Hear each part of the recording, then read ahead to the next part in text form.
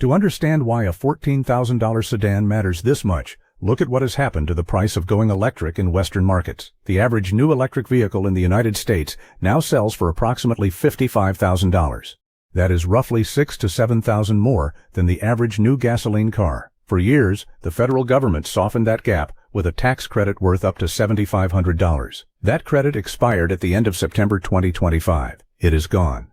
So the sticker price you see today is far closer to the price you actually pay, which means the affordable electric car, the one the entire industry has been promising for a decade, still does not exist in America. Every manufacturer has talked about the $25,000 EV. Almost none have delivered it. The cars that were supposed to democratize electric driving kept getting bigger, heavier, and more loaded with technology nobody requested. Meanwhile, in China, BYD just quietly did it. And not with a tiny city car you would have to convince yourself to accept, with a mid-size sedan at $14,400. Here is who that car is actually for, because it represents a much larger demographic than people assume. It is the first-time buyer who cannot stomach a $55,000 loan. It is the family that needs a real four-door with genuine back seat space and a functional trunk, not a hatchback the size of a shopping cart. It is the driver who covers 40 miles a day and has never once needed 400 miles of range. It is the rideshare driver whose entire business model is the margin between what they earn per mile and what the car costs per mile, and for whom an electric sedan at this price is not a lifestyle statement, it is a pay raise. That group is enormous. For years the industry told them the same thing. Wait, the affordable EV is coming. BYD stopped telling them to wait, and then it did something even more strategic. It sold them the taxi, not a city car, a real sedan. Here is the part that separates the E7 from every other cheap EV headline you have encountered. When people discuss ultra-cheap electric cars, they usually mean something like BYD's own Seagull, which starts around $10,300. The Seagull is a phenomenal little machine. But it is a city car. It measures roughly the size of a Kia Picanto. It is smaller than a Chevrolet Bolt. It is built for short trips, tight streets, and compact parking spaces, and it does not pretend otherwise. The E7 is not that. The E7 is a proper mid-size sedan.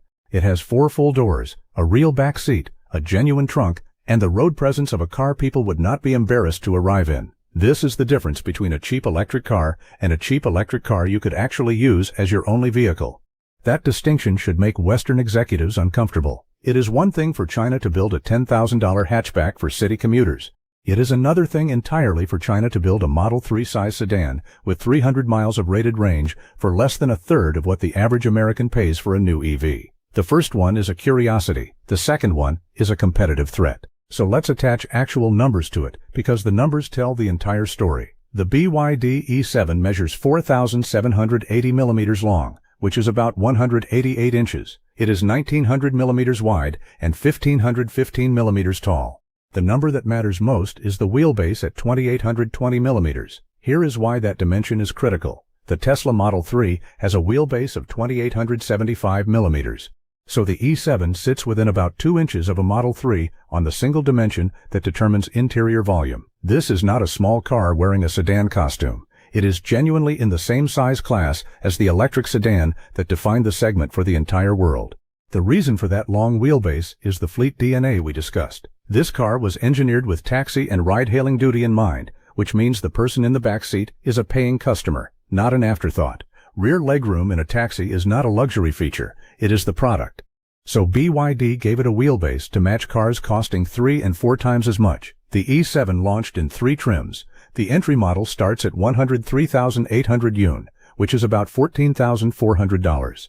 The middle trim runs 109,800 yuan, and the top trim sits at 115,800 yuan, roughly $16,000. Read that breakdown again. The cheapest E7 is $14,400.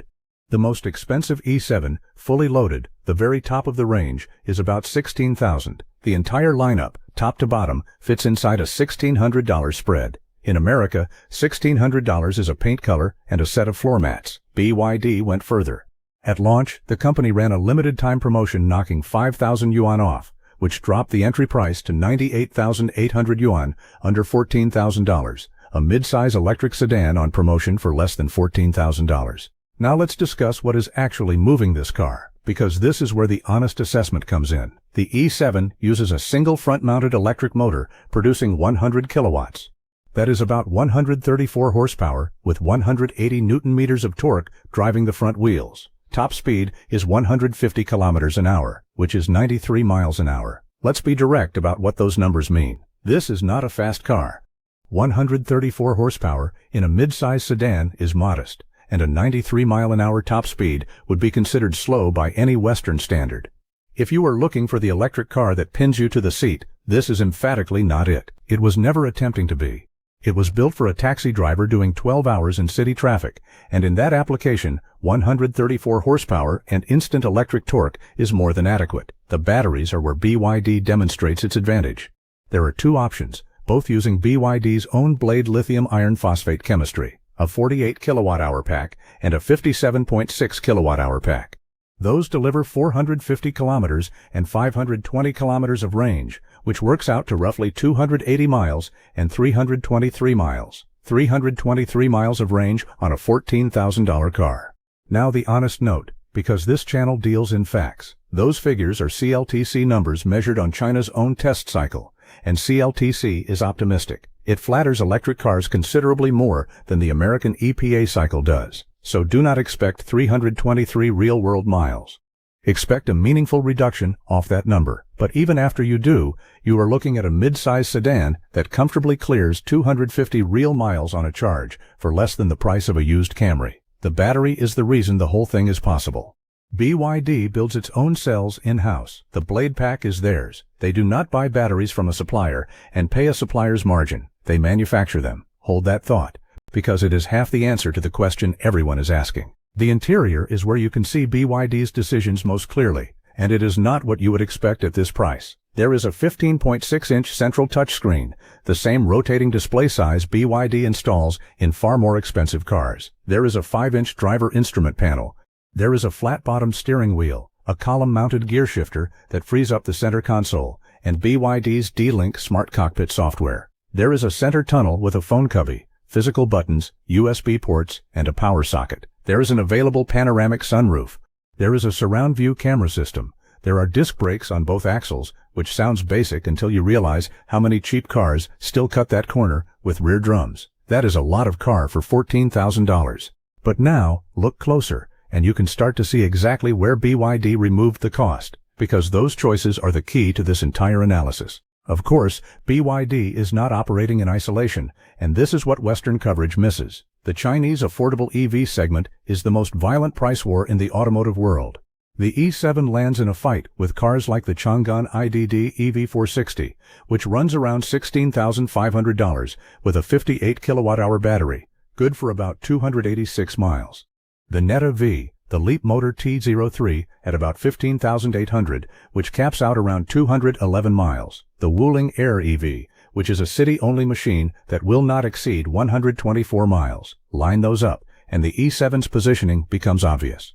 It undercuts the Changan on price while beating it on range. It undercuts the Leap motor on price while offering over 100 miles more range.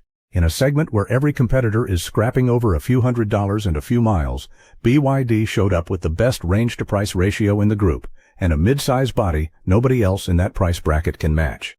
That is the mechanism that should worry every legacy automaker watching from Detroit, Wolfsburg, and Tokyo. This is not one company being clever. It is an entire domestic market of ruthless competitors driving each other's prices down to places Western manufacturers cannot currently follow. The E7 is not the ceiling of what China can build cheaply. It is the current floor, and the floor keeps dropping. There is one more layer, and it is the largest. That $14,400 figure is a Chinese domestic price set in the middle of the most brutal price war on earth, in a market with a mature supply chain and a government that spent 15 years building this industry deliberately. It is the price in one country because in the United States you cannot purchase this car at any price. Tariffs on Chinese electric vehicles run to 100%. BYD does not sell passenger cars in America. In Europe, BYD is carrying additional duties of around 17%, and any version that ever landed there would need crash structure changes, equipment modifications, and homologation work that the Chinese car never had to pay for. When BYD's small hatchback made that same journey to Britain, its price roughly doubled. In January of 2026, filings with Chinese regulators revealed a variant called the Denza E7, a version aimed squarely back at the ride-hailing market the E-Series came from. So the taxi car that got promoted to a consumer car is now spawning a taxi car again. That loop tells you how seriously BYD takes this segment. Fleets are not a side business for them. Fleets are the training ground where they learn to strip cost out of a car, and then the consumer versions inherit it. BYD's chairman Wang Chuanfu has said publicly that he expects the company to lead the world in volume within 5 years. Given that BYD has already taken the crown for the biggest EV maker on the planet, and given that it is now building production capacity inside Europe to circumvent the tariff walls designed to keep it out, that is not the kind of prediction you can comfortably dismiss anymore. The uncomfortable question for every Western automaker is not how BYD sells a mid-size sedan for $14,000. They know how. Vertical integration, scale, fleet-grade cost engineering, and a decade of relentless investment they chose not to make. The uncomfortable question is what happens when that car is being manufactured inside Europe, tariff-free, and the cheapest electric sedan your local dealer can offer still starts north of $35,000. That gap is not a temporary anomaly. It is the result of strategic decisions made over the last 15 years by companies who believed the transition to electric would happen on their timeline at their price points with their profit margins intact. BYD and the entire Chinese automotive ecosystem decided otherwise. They built the infrastructure, the supply chains, the battery production, and the vehicle platforms, while Western manufacturers were still debating whether electrification was even necessary. Now the gap exists, and it is not closing. It is widening. The E7 is not an outlier. It is the product of a system that was designed to do exactly this, and that system is now exporting itself into markets that are not prepared to compete with it. The question is not whether you can buy a BYD E7 today. The question is what happens when the barriers preventing you from buying one disappear, and the most affordable electric car in your market is still twice the price of what is available elsewhere. That is the reality legacy automakers are now facing, and the E7 is just the beginning of that conversation. While the average new electric vehicle in America now costs around $55,000, BYD just launched something that should make every legacy automaker deeply uncomfortable. The E7 is a mid-size electric sedan built for real daily driving, equipped with a wheelbase nearly identical to the Tesla Model 3, and the long-range version delivers over 300 miles on a single charge. BYD announced a starting price of just $14,400. The car went on sale in China on the 17th of May 2025. It is available right now, just not in any market you can access. That gap between what exists and what you are allowed to buy is the entire story. And once you understand what this car actually is, the strategy behind it becomes impossible to ignore. Let's start with the vehicle itself, because almost nobody outside China has seen one in person. BYD unveiled the E7 on the 9th of April 2025 and moved to market within weeks. It sits in a corner of BYD's lineup that Western media coverage almost completely overlooks, a segment called the E-Series. Here is what that name actually means, and this single detail explains the entire vehicle. For years, BYD's E-Series was not aimed at private buyers at all. It was the line built for taxi fleets, ride-hailing drivers, and corporate customers. Cars designed to be purchased 100 at a time by fleet operators who care about exactly one metric above all others: cost per mile. No badge prestige, no showroom drama, just durable, efficient transport engineered to run all day and cost almost nothing to keep operational. The E7 changed that equation. BYD took the E-Series platform and folded it into the Ocean Series, the same family that includes the Dolphin, the Seal, and the Seagull. In other words, they took the taxi and started selling it to individual buyers.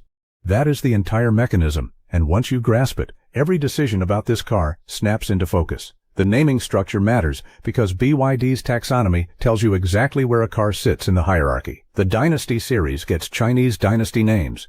The Ocean series gets sea creatures and nautical references. The E-Series just gets a letter and a number because a fleet manager ordering 40 units does not need poetry. That is the DNA of the E7. It is a working vehicle that BYD decided to offer to the general public. Now BYD is selling it as one of the cheapest usable mid-size electric sedans on the planet, and that is where the implications become serious. Now we arrive at the question you have been asking since the first sentence of this video. How is this possible? The answer has two halves. One is impressive. The other is the part the headlines leave out entirely. Start with the impressive half. BYD is vertically integrated to a degree no Western carmaker can match. It manufactures its own battery cells, its own motors, its own semiconductors, its own electronics. When most manufacturers build a car, they are purchasing components from suppliers, and every supplier takes a margin. BYD pays those margins to itself. Stack that on top of a company targeting millions of vehicles per year, and the per-car cost collapses in a way that is very difficult to argue with. This car is cheap because of manufacturing, not magic. Now the other half, and this is the part that matters. Go back to what the E7 actually is. This is an E-Series car, a fleet car, a taxi, and once you recognize that, you can see the cost engineering everywhere, hiding in plain sight. Look at the door handles. Almost every new BYD and nearly every modern EV uses flush pop-out handles. The E7 has traditional pull handles, the same basic type you would find on a decade-old sedan. Cheaper to manufacture, cheaper to repair, fewer motors to fail on a car doing 80,000 miles a year in a taxi fleet. Look at the taillights. Every fashionable BYD gets the full-width light bar across the rear. The E7 gets 2 separate taillight units. That is a styling choice that saves money. Look at the wheels. 16-inch, not 18s, not 19s. Smaller wheels are cheaper and they consume less range, and taxi operators do not care how they look. Look at the software tier. The E7 runs BYD's entry-level D-Link cockpit, not the top-shelf system. And look at what it does not have. No LiDAR. None of the God's Eye smart driving hardware BYD has been installing on cars like the Seal to generate headlines. The E7 was not built to impress a reviewer. It was built to survive a fleet. Look at the performance. 134 horsepower, 93 miles an hour flat out, front-wheel drive only. Those are not the numbers of a car chasing enthusiasts. They are the numbers of a car engineered down to a cost per mile. So when someone asks how BYD sells a mid-size electric sedan for $14,400, that is the honest answer. It is not that BYD discovered a secret. It is that BYD built a taxi and then decided to sell it to the public. Every single thing that makes it cheap is a thing a fleet operator would never have paid for anyway.